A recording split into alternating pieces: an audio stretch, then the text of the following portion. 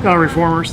Hey, I was just looking at my journal of memories here, thinking about all these different deals that I've done, and one of them really kind of spoke out to me because it's very relative to your real estate business, and if your investments, you can definitely correlate and relate with this. Man, I'm gonna grab a little beer here to tell you more about it. So there's this one time we were buying this HUD home. Home was a complete disaster. I'm talking the roof was caving in, floors were caving in, and the last thing we were needing is more damage done to the property. Well, I'm working with this investor, we're making an offer on this property, and what do you know, the day before closing, we have a vandalism to the property. And this is what I want to correlate to you guys, because obviously when you're working with HUD properties or you're working with foreclosures, it's very difficult to deal with these banks because they're very non-emotional. Well, what do you know, the bank, they would not give us any kind of credit or any kind of discount to that property.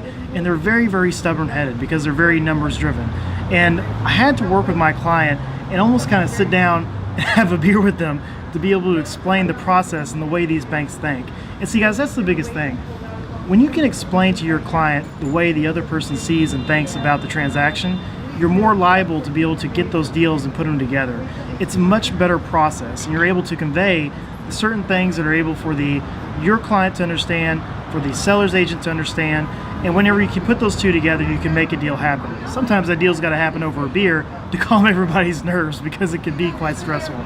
And obviously, guys, dealing with foreclosures, sometimes you're going to deal in a bad area. Sometimes those properties are going to get vandalized, even torn up worse than they are. And so I invite you guys out to one of our next trainings where we can talk a little bit more about how to handle your clients, handle the properties, and of course, talk about it over a little bit of beer.